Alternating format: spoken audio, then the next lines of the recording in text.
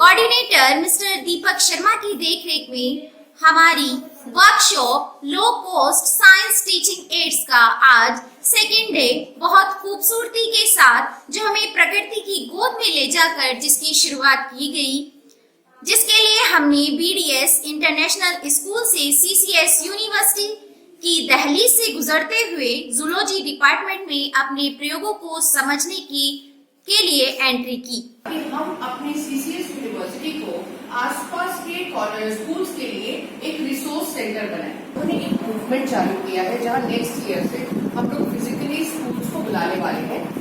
Zoology department में हमने professor नीलू Jain Gupta ma'am से मिले, जहां पर मैम ने हमें स्टूडेंट की लाइफ में अचानक से होने वाले चेंजेस के बारे में एक्सप्लेन किया और साथ ही साथ natural resources, fish aquarium, birds house जो हमारी जिंदगी से जुड़े हैं, हमारी मैम ने स्टूडेंट्स की रेगुलरिटी एंड सिंसियरिटी के साथ नेचर को जोड़ते हुए बताया कि एनिमल्स प्लेइंग के लिए नहीं बल्कि उनसे हमें इमोशनली कनेक्ट होना चाहिए।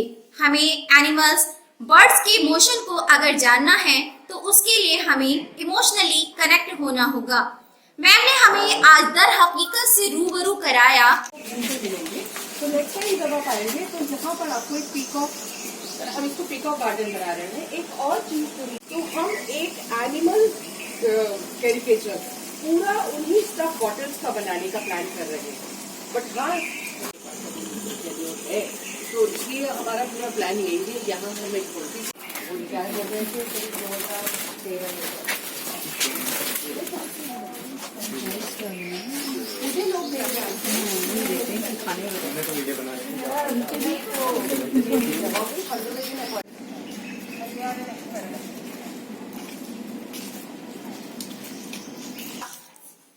हमारे दीपक सर ने हमें बताया कि इंसेक्ट्स, बर्ड्स को स्टडी पॉइंट के लिए जाली और वेस्ट एल्यूमिनियम के वायर से किस तरीके से हम पकड़ सकते हैं। वो बहुत स्मॉल इंसेक्ट होते हैं तो बॉटल में आ जाते हैं। अगर बॉटल वाला होता है सर इसमें तो निकलेगा ही डेफिनेटली। ये बॉटल वाला एक बॉटल खाली बॉटल लगाई हुई थी, बहुत छोटे वाले होते हैं उनको उसमें ही फिर आप उसे घर करके इसमें बटरफ्लाई भी आपको। और एसएन त्यागी सर के नेतृत्व में आज हमने प्लांट्स के इम्पोर्टेंट पार्ट्स के बारे में भी अध्ययन किया, जिसमें आज हमें एहसास दिलाया गया कि विज्ञान किताबों में नहीं बल्कि प्रकृति में है। इंसेक्ट खाता है, जो भी मीट पे निर्भर करता है, चाहे वो पक्षी हो, वो भी एक तरह का कार्निवोर है। तो ये जो आपके सिस्टम्स हैं, यहाँ पे आप इकोलॉजी को, जो इकोसिस्टम्स हैं, उसको समझ सकते हैं। एक पेड़ है, ये पेड़ भी अपने आप में इकोसिस्टम है ना। हाँ, तो इकोसिस्टम क्या है एग्जैक्टली, वो उसका कंसेप्ट क्या है, आप उसको यहाँ अच्छी तरह से समझ सकते हैं। हम जो किताबों में पढ़ते हैं, हम सेल पढ़ते हैं, सेल को आप यहाँ नहीं देख सकते हैं, लेकिन टिश्यूज को देख सकते हैं। जैसे ये आपका पेड़ है, तो आप टिश्यूज इसमें देख सकते हैं। निकाल के देखिए आप कौन कौन से टिश्यूज का मिलकर बना है। यहाँ सीड है, बहुत सारा बीज पड़ा है। बीज का जो ऊपर का आवरण है वो क्या है, वो स्क्लेरिड्स है। स्क्लेरेंकाइमा का एक स्पेशल फॉर्म है। यहाँ जो रेशा है वो स्क्लेरेंकाइमा है ना। यहाँ जो वाटर बॉडीज में कुछ कमल खड़े होंगे, उनमें जो है वो जो पैरेन्काइमा है वो एरेन्काइमा है। तो यहाँ सब कुछ आपको देखने को लाइव मिल सकता है कि ये क्या है।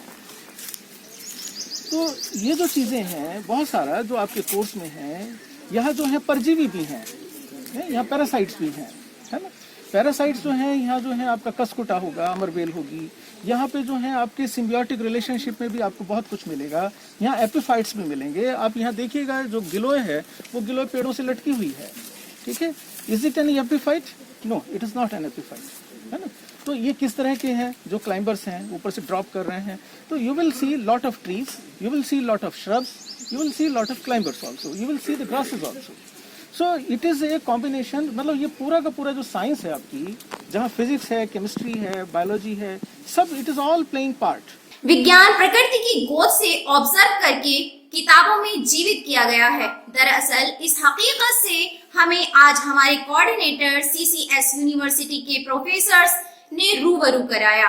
हमने किताबों में पढ़ा, लैब में देखा, लेकिन आज उनको दरअसल हकीकत में देखा।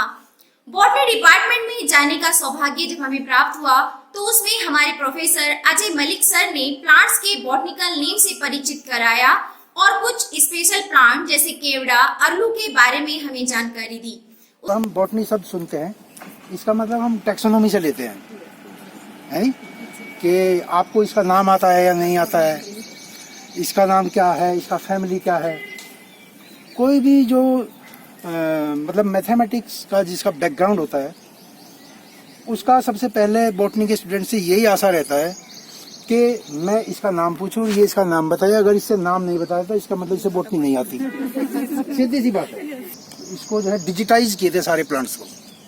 मैं यहीं पर अभी आपको साइट बोलूँगा और आप खोलेंगे पूरे कैंपस के प्लांट आ जाएंगे, आपको कहीं भी जाने की जरूरत नहीं है। उस पर लिखा हुआ है कि इसका क्या नाम है, इसका कॉमन नेम क्या है, उसका फोटो क्या है और क्या नाम है, उसका फैमिली क्या है और कैंपस में किस जगह पर है। आप वहीं पर जाकर देख सकते हैं। जैसे हमारे पास में खड़ा हुआ है आम का पेड़ खड़ा हुआ है। मैं आम के पेड़ के बारे में मैं जनरली क्लासरूम में भी जो है मैं आम का एग्जाम्पल में लेके चलता हूँ। ऐसा हो सकता है कि आम मेरा फेवरेट फ्रूट हो, मैं बार बार मैंगो का एग्जाम्पल देता हूँ। और मैं कभी इसी बच्चों से इसकी फैमिली पूछ लेता हूँ कि इसका फैमिली क्या है। फैमिली रेयरली बताया जाता है क्योंकि इसकी फैमिली वो BSc या MSc कोर्स में नहीं होती। इसकी फैमिली इसकी एनाकार्डियेसी है और नाम इसका मैंगीफेरा इंडिका है ना। मैं मैंगीफेरा इंडिका को ही मैं डिफाइन करना चाहता हूँ। मैंने बताया था कि मेरा फील्ड जो है प्लांट टैक्सोनॉमी तो है ही, लेकिन मेरा प्लांट टैक्सोनॉमी में अप्रोच थोड़ा है। नोमेनक्लेचर में अप्रोच मेरा ज़्यादा है। नोमेनक्लेचर और टैक्सोनॉमी दोनों डिफरेंट थिंग है, दोनों अलग, टोटली डिफरेंट। लेकिन हम कह देते हैं कि taxonomy is the study of identification, classification and nomenclature of plants, जबकि नोमेनक्लेचर बिल्कुल डिफरेंट होता है। खैर, मैंगीफेरा जब ये शब्द कभी दिया गया होगा, ये तमिल भाषा का शब्द है, मांगा या मांगई, उस नाम पे इसका नाम मैंगीफेरा आया। चूंकि ये इंडियन प्लांट है तो इंडियन प्लांट होने की वजह से लीनियस ने इसके नाम के बाद में इसको इंडिका नाम दे दिया। लेकिन लीनियस ने जिन नाम के बाद में इंडिका लगाया वो जरूरी नहीं वो इंडियन हो, वो चाइनीज भी हो सकते हैं। क्योंकि लीनियस को हम मतलब प्रिंस ऑफ बॉटनी या फादर ऑफ टैक्सोनॉमी या फादर ऑफ मॉडर्न बॉटनी हम कहते हैं। लगभग उन्होंने जो है 20,000 स्पेसिफिक एपिथेट दिए, यानी कि 12,000 बॉटनिकल नेम दिए लीनियस ने। काफी बैठते हैं, काफी संख्या बैठती है।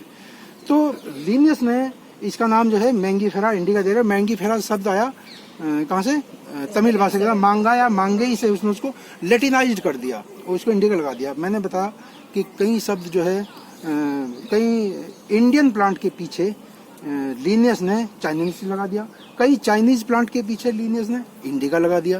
क्योंकि उस टाइम नेट का तो व्यवस्था नहीं होता था कि इंटरनेट है या कोई इस तरह का ज़्यादा कम्युनिकेशन सिस्टम इतना डेवलप नहीं था। तो क्या हुआ, लीनियस जो है इंडिया और चाइना की जियोग्राफी के बारे में कंफ्यूज रहते थे। तो उसने कई इंडियन प्लांट के नाम के बाद में चाइनीज लगा दिया, कई चाइनीज प्लांट के नाम के बाद में इंडिका उन्होंने लगाया लीनियस ने। जो ये नाम होते हैं, नाम ही रिफ्लेक्ट करते हैं कि ये क्या होता है। अब देखो यहाँ पर बहुत सारे नाम ऐसे हैं कि जो इंडियन प्लांट है, मैं बार बार इंडियन प्लांट कह रहा हूँ, ये चाइनीज प्लांट है, ये इंडियन प्लांट है। इंडियन प्लांट का मेरा कहने का मतलब ये है कि इस प्लांट का जो डाइवर्सिटी है, इस प्लांट के अंदर जो डोमिनेंट जीन है वो इंडिया में ज़्यादा मिलते हैं। इसलिए मैं कहूँगा कि ये इंडियन प्लांट है। यह कहूँगा कि इसका सेंटर ऑफ ओरिजिन वो इंडिया है। समझ बात।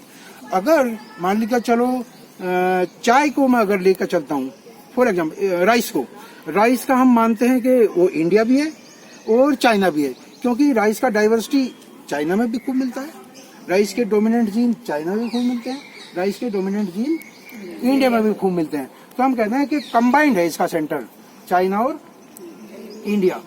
तो लीनियस यहाँ कभी नहीं आया इंडिया में, लेकिन इंडियन का जो लीनियस का जो वर्क है उसके वर्क में इंडियन प्लांट का खूब रेफरेंस मिलता है। जैसे फॉर एग्जांपल मैंने आम का भी बताया आपको। यहाँ पर क्या हुआ था, 1600 के आसपास एक उधर साउथ में वो हुए वान रिडे, यानी वो गवर्नर जनरल थे उधर के वहाँ पे इंडिया में। तो उन्होंने एक बुक लिखी थी हॉर्टस मेलेवेरिकस, बहुत पुराना ग्रंथ है। आजकल तो वो लैटिन भाषा, वो तमिल भाषा में था और लीनियस ने उसको रेफरेंस लिया। उसमें देखा कि इंडिया में कौन कौन से प्लांट मिलते हैं।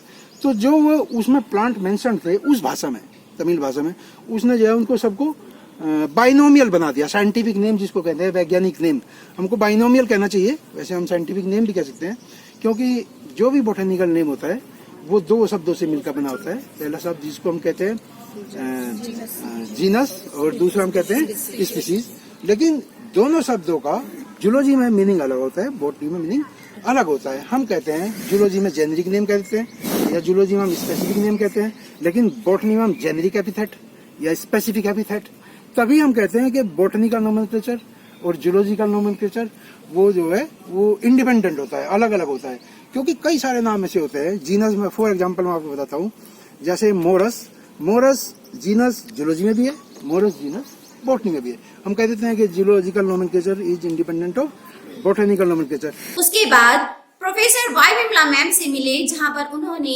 इकोसिस्टम के बारे में हमें जानकारी दी और बताया कि किस प्रकार के नन्हे पौधे जो हमारे कदमों के नीचे अपना दम तोड़ देते हैं वो हमें औषधि भी प्रदान करते हैं, और बहुत से प्लांट शेडों में उत्पन्न होते हैं क्योंकि उनका नेचर है ये, और कुछ प्लांट जो धूप में ग्रो करते हैं। और मैम ने हमें ये भी बताया कि बहुत से प्लांट हमें ऑक्सीजन अधिक मात्रा में प्रदान करते हैं। समझ में है, मिक्स हिंदी इंग्लिश सब, सीबीएसई बोर्ड भी और यूपी बोर्ड भी सारा है।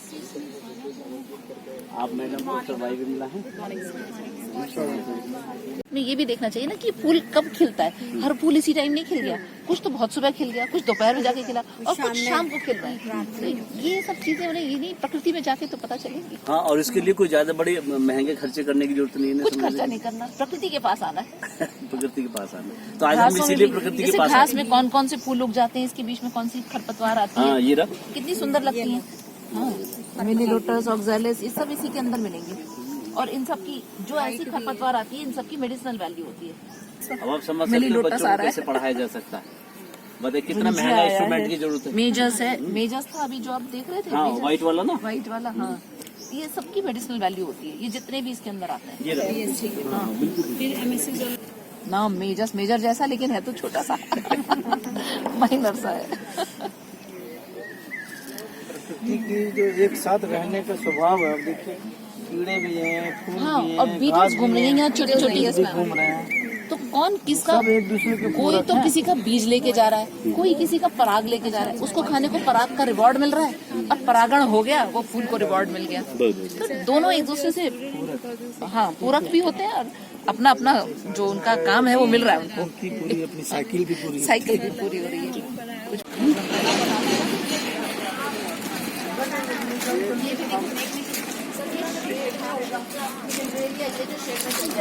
शेड में सारे नहीं चलेंगे, वहाँ पर जो रेंटा लगाया हुआ है जिससे बॉटनी लिखा है, पर ये शेड में होता है, उसको लगा दें। कौन सा पौधा शेड में, कौन सा सन में ही होगा। शेड लविंग चीजें हैं जो छोटी छोटी सी चीजें हैं, बताते हैं कि हमारे घर में थोड़ी सी शेडेड एरिया है, वहाँ भी पौधे हो सकते हैं। कौन से हो सकते हैं? ग्रीन्स हैं, कुछ जो हरे हरे दिखते हैं, जैसे ये घास जैसे दिख रहे हैं, इनमें फूल नहीं आएंगे, लेकिन ये अपने आप में घास जैसे कितने सुंदर ऐसे बिखरे हुए। ये मेरे ख्याल से पोल्यूशन कंट्रोल वाले भी है ना ये पार्ट। हाँ बिल्कुल, जिसमें भी C4 मेटाबॉलिज्म होगा तो एक तो वो देगा अच्छा हमको, कार्बन डाइऑक्साइड का सैचुरेशन करेगा धरती में और ऑक्सीजन देगा अच्छी, इसलिए रखते हैं ग्रीन्स। हमारे यहाँ तो रसकस जैसे कितने सुंदर सुंदर पौधे भी लग रहे हैं, बच्चों के मतलब के तो बहुत लगे हुए हैं। अगर ये है रसकस, इसमें बड़ी अच्छी अच्छी चीजें देखने को मिलती हैं। इसमें हाँ, पौधे में पौधा दिखता है, इसमें रसकस में ये देखिए, ये दिख रहा है पौधा निकलता हुआ। और ये हमेशा आगे से ये इतना जरूर मिलेगा, फट जाती है इसके पास, ड्राईनेस हो जाती है जब, ये ड्राई एंड्स हैं, पर ये हमेशा यहाँ से ये वेन्स मल्टीप्लाई करती है और ऐसे करके ये खिलने लगता है। और जैसे जैसे खुलता चला जाता है वैसे छुट में तो बंद है, ये टोटल बंद है, और ये जब खुलने लगता है तो सारा ऐसे छतरी की तरह से खुल जाता है। वैसे प्रकृति और इंसान की प्रकृति दोनों एक सी हैं। अगर इंसान प्रकृति को फॉलो कर ले ना, जिंदगी में मात नहीं खा सकता। सही बात है, क्योंकि प्रकृति हमें बताती है, देखो बेटा यहाँ पानी है, आ जाओ इधर है तो यहाँ मिलेगा। या ये वही बता देती है प्रकृति, यहाँ बिल्कुल पानी नहीं है, सूखा, हम तो कांटेदार पौधे बैठे हैं, आना हो तो सोच के आना। खाने को यहाँ मिलेगा, वो हरी भरी चीजें बता देंगी। और जो प्रकृति में परिवर्तन होते हैं वही मैंने सामाजिक सिस्टम में भी होते हुए देखे हैं परिवर्तन। आप देख लीजिए प्रकृति में टेक्टोनिक प्लेट्स टूटती जा रही हैं, तो सामाजिक परिवार का बिखराव भी होता जा रहा है ना, न्यूक्लियर फैमिली बनती जा रही है, लगातार फॉल्ट बनते जा रहे हैं, है ना, टेक्टोनिक प्लेट्स में।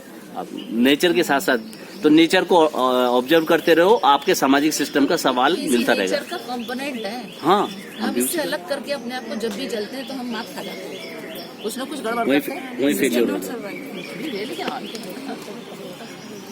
टेक्नोलॉजी हमारी टूल है, वो हमारे ऊपर मास्टर करने लगेगी तो प्रॉब्लम करेगी। आज हमने तपोवन के प्रांगण से जितना कुछ सीखा वो काफी ज्ञानप्रद है, जिसके बाद हम सभी BDS इंटरनेशनल के प्रांगण में वापस आए और विज्ञान के विभिन्न खेलों द्वारा छात्राओं को कैसे सिखाया जाए, जैसे वायुदाब, एक साधारण बोतल और गुब्बारे, पानी की सहायता से समझना, जो कि हम अपने घर पर अपनी कक्षा में अपने छात्रों को समझा सकते हैं, जिसके लिए लैब की या कोई हाई कॉस्ट इंस्ट्रूमेंट की आवश्यकता नहीं, बस आवश्यकता है तो एक जुनून की, बस आवश्यकता है तो कुछ करने की और डेली लाइफ के प्रैक्टिकल को विज्ञान से जोड़ने की, इसके आधार पर किताबों में लिखे सिद्धांतों को समझ पाने की। उसके बाद जो हमने एक्टिविटी की, जिसमें हमने सर्कुलर डिस्क के माध्यम से ऊर्जा संरक्षण के नियम को समझा, इन सभी प्रयोगों के माध्यम से एहसास दिलाया गया कि विज्ञान एक मनोरंजक विषय है, जिससे हम किताबों के माध्यम से नहीं, प्रयोगों के माध्यम से समझ सकते हैं। हमने अपने प्रयोगों के माध्यम से अपकेंद्र बल, अभिकेंद्र बल को भी एक रस्सी, पाइप, रबर और माध्यम के माध्यम से समझने की कोशिश की। इसके लिए मैं धन्यवाद देती हूँ अपने कोऑर्डिनेटर दीपक शर्मा सर का और साथ ही साथ अपने सभी टीचर्स का। Thank you.